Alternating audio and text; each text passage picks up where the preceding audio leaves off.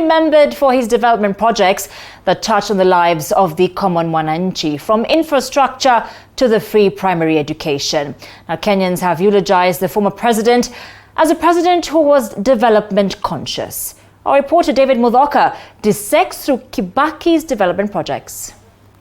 Mimi Mwai Kibaki naapa kwamba nitakuwa mwaminifu. When he took over as Kenya's third president in a historic swearing-in ceremony at Uhuru Park in Nairobi, Emilio Stanley Mwai Kibaki immediately burst into international prominence for various reasons. First, his landslide victory of 62% of the votes cast under the National Alliance Rainbow Coalition NAC ticket against KANU's Uhuru Kenyatta brought to an end 4 decades of the only regime to have been in power since independence in the country, KANU.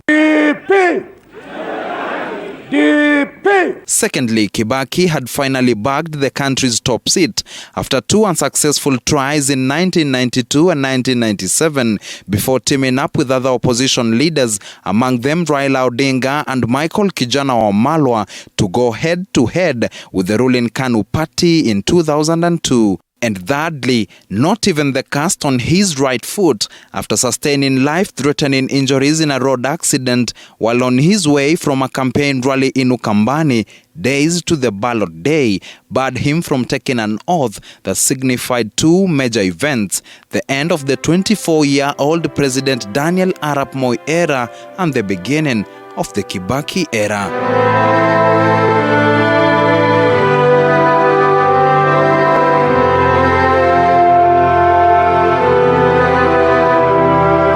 Kenyans did say during our campaign, we are truly unbogable, and we are bound to succeed. Nothing can defeat us. Even before the dust could settle, 71-year-old Kibaki seemed determined to right what he termed as wrongs committed by his predecessor. The economy was receding, education was in shambles, poverty was striking, unemployment was rife, and corruption was thriving. And I attended the inauguration at Uhuru Park because I was happy to see former President Moi leave office after 24 years in office. And my country then, by the time President Kibaki came in, he became the 3rd president of the Republic of Kenya. I don't want to say I had a lot of expectations in respect of Mwai Kibaki, but I thought in terms of administration of my country, issues would become more transparent for our people.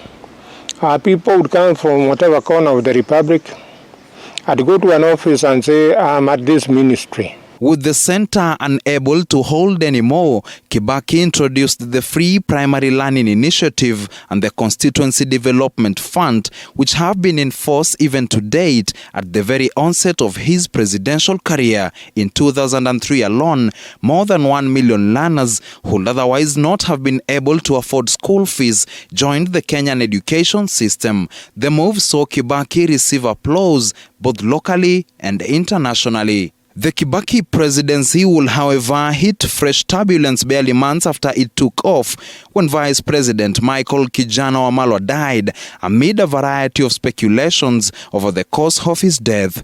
Aged 58 at the time of his demise, Kibaki's right-hand man Wamalwa was accorded a state burial at his home in Kitale, Trans Nzoia County. To fill the shoes of the late Wamalwa was fellow tribesman Arthur Moody Awori, or popularly Uncle Moody. While announcing the change of guard on 23rd September 2003, Kibaki seemed frail. Speculation was rife that he had been unable to shake off complications arising from injuries sustained from the Ukambani road accident and that he was constantly in and out of hospital. At the time, it was believed that Kibaki had informally delegated the running of the government to his most trusted aides in and out of the government who were running the show. He had to be moved to London for treatment to the UK. And thank God he came out of it. And I think for the first few months, while he was still, because he was sworn in when he was in crutches and on a wheelchair. But as soon as he started, getting better, he got better very fast.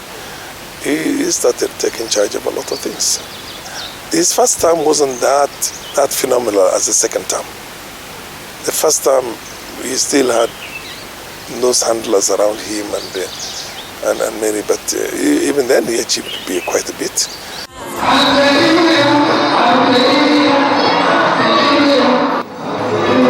But just as Kibaki was coming out of the woods health-wise, trouble was brewing within the National Alliance Rainbow Coalition.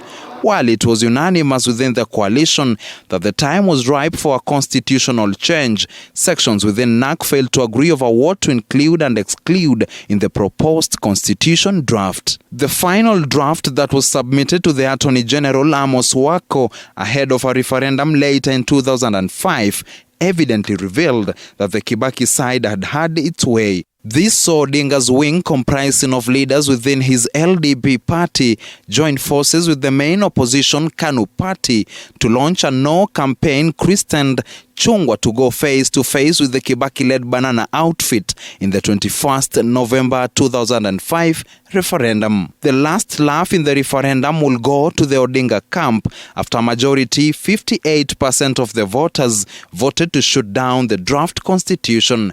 Not to take the defeat lightly and terming the referendum as a display of open defiance within the NAC coalition, Kibaki immediately fired all members of his cabinet, save for Uncle Modi, who was not only the second in command, but also the Minister for Home Affairs. Look at the number of ministers he asked them to step aside. You know what? Kimunya, Wetangula, you know what I mean? Uhuru himself, you can get it.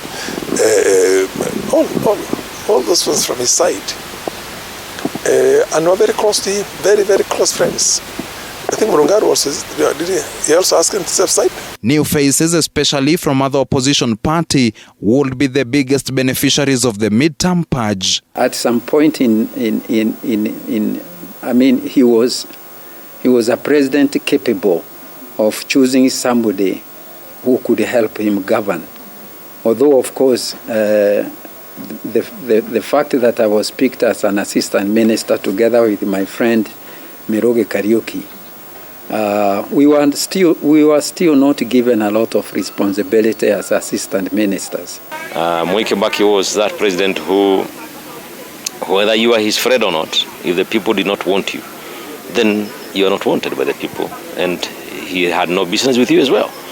Because his was that democracy where that if the people want you, irrespective of whether you are his friend or not, then that is a person he's going to work with. After apparently steadying the ship in October 2006, Kibaki oversaw the birth of Vision 2030, a long-term development plan aimed at raising GDP growth to 10% annually and transforming Kenya into a middle-income country by 2030. As you know, when he took over, the economy was growing, was in negative growth. In no time, the economy was growing above 7% because of his policies for economic recovery. Wana Kenya siku hizi ambazo nimewafanyia kazi kila mahali wameshaona kazi ambayo ninafanya na wameshaelewa. Meanwhile, in Kibaki's friend-turned-foe Raila Odinga's camp, eyes were on the upcoming 2007 presidential polls, which would become a Kibaki-Raila affair. After rallying his troops to form the ODM party, Raila was picked as the party's flag-bearer to face Kibaki, who had then masterminded a new alliance called Party for National Unity, PNU.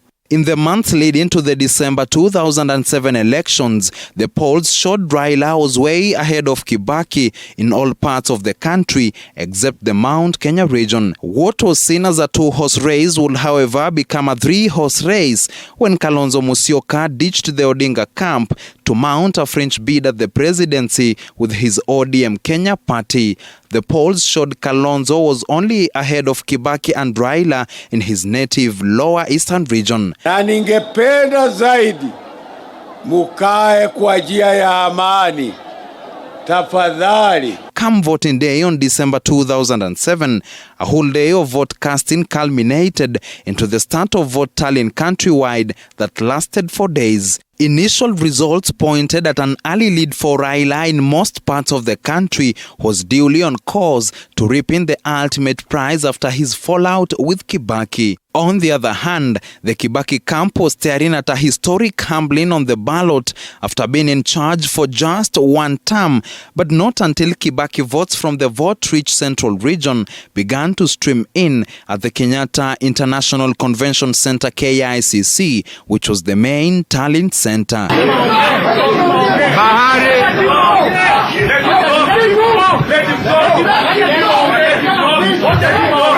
The turnaround sparked tension and aroused suspicion among Raila supporters amid claims that the votes had been inflated, forcing another tallying that went on for 3 days. For example, in Juja, and let's be candid. In Juja, the total number of votes obtained by all the parliamentary candidates is 85,000. The president has 100,000. Now, it means 15,000 people voted for the president and walked away. They didn't vote for the parliamentary candidate. I mean, how is that possible? With an east mountain, riot police sealed off KICC after kicking out party agents, journalists and observers ahead of the announcement of the presidential election winner. Amid the uproar, the Electoral Commission of Kenya Chairman Samuel Kivuitu announced that Kibaki had won the bitterly contested election with 4,584,721 votes, while Odinga came in second with 4,352,993 votes. On the other hand, Kalonzo came in a distant third. People can say whatever they want to say, but he had won the election. He had won the election. Yeah, stories are told about deep state and about Tharaka Nithi or whatever. No, he had won the election. Mimi Mwai Kibaki. 1 hour later, in a hastily convened dusk ceremony, Kibaki was sworn in at the grounds of State House, Nairobi, for his second term by then Chief Justice, the late Ivan Gisheru. In a swearing-in ceremony held here at State House and which lasted for less than 60 minutes, Kibaki was sworn in for the second time, with that ceremony sparking terror for the month to come. Not to go down without a fight, Odinga protested against the results, citing how they had gone against the pre-election polls. Odinga also decried how impossible it was for him to lose an election in which he had convincingly trounced Kibaki in all parts of the country, apart from the Mount Kenya region. All the documents that we have show clearly that Raila Amolo Odinga has 4,215,437 and Honorable Mwai Kibaki has 3,748,261 votes. That is what we have. And if the commission is going to announce other results, they must tell us on the basis of what? The uproar culminated in what is arguably Kenya's darkest moment in modern times after post-election violence erupted in various parts of the country. The skirmishes, mainly witnessed in Nairobi, Central, Coast and Rift Valley regions, lasted for nearly 2 months, resulting into the death of more than 1,400 people and the displacement of more than 600,000 others. It was terrible. It was terrible. It was terrible. I actually witnessed myself driving from Webuye coming to Nairobi. I saw heads cat, body, I say body without a head. To calm the situation, the international community intervened, sending in former United Nations Secretary General Kofi Annan to lead a mediation process that culminated in the signing of a grand coalition agreement dubbed Nusu Mkate between the two bitter foes, Kibaki and Odinga. The power-sharing deal signed in February 2008 saw Kibaki remain president and Raila Odinga take a newly recreated post of prime minister. Understanding was that Kibaki was going to take a ministry. A first shot, the president takes a ministry. The prime minister takes another one. They're going to continue like that until they finish. They go back to the PSS and do the same also. But whatever Kibaki used to influence Raila to drop that. The next thing we know, they met in Sagana. And Raila did not take any of the politicians with him, he went alone. And he came back and said, Hatam Kiari Nyama, I expect the new ministers and assistant ministers to strictly adhere to a new code of conduct and a management accountability framework. Following the months-long violence, the country's economy seemed to bear the heaviest brunt, receding to a record low of 1.7% GDP in 2008. The alarming fall will be a major clawback in the gains made to the economy by the Kibaki regime after years of stagnation when Moi was calling the shots. With Kibaki president, the GDP had picked up from a low negative 1.6% in 2002 to 3% in 2003, 4.9% in 2004, 5.8% in 2005, and 6% in 2006, then 7% in 2007. Then after the post-election chaos in 2008, it fell to 1.7%. Having brought the economy from minus to 7 points and above, and then you have those the violence bring back the economy down. I think it was a very, very difficult time for him.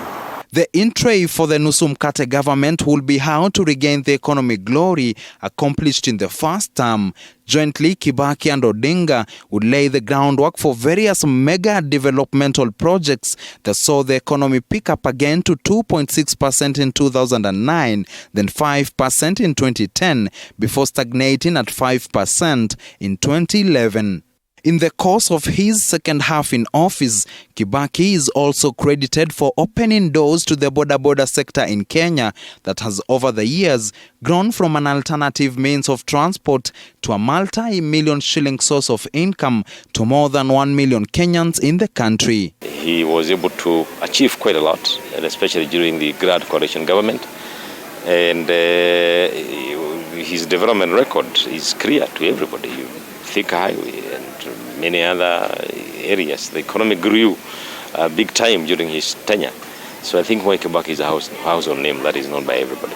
But Kibaki's tenure will also be marred by allegations of corruption, especially by the Grand Coalition government after scandals such as the 2009 maize scandal surfaced. He, of course, was laid back in terms of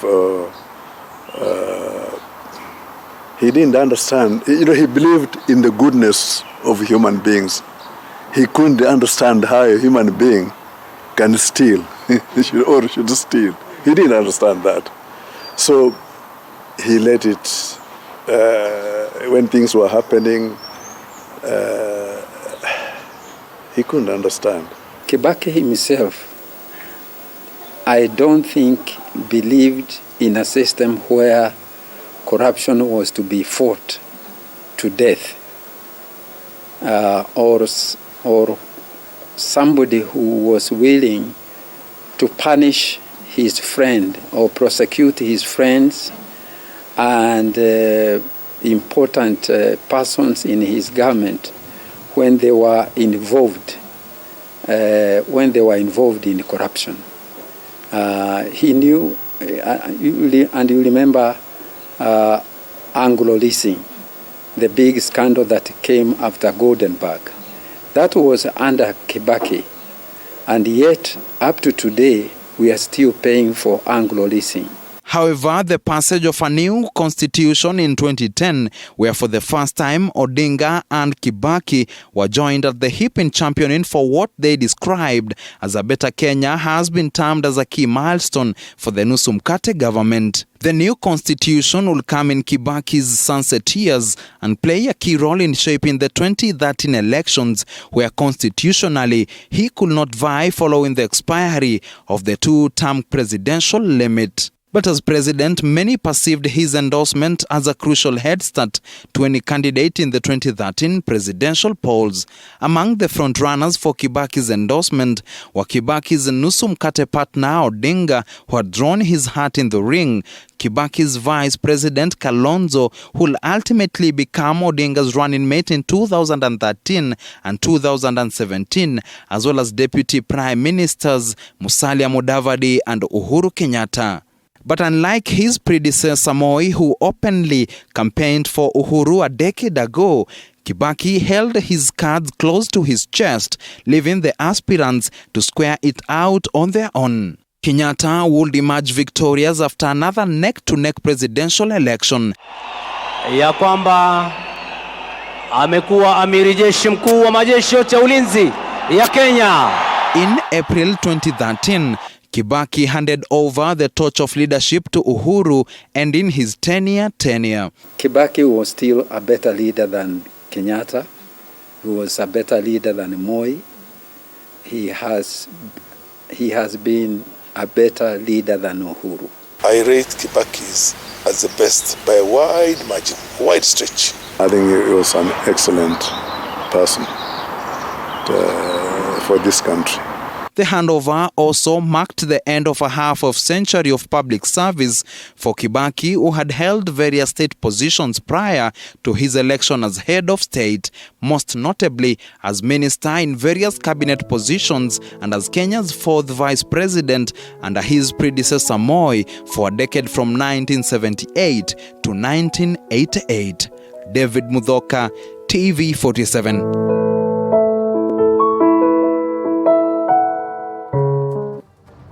That's all we had for you tonight on Friday. Once again, my team here at TV47 wish the family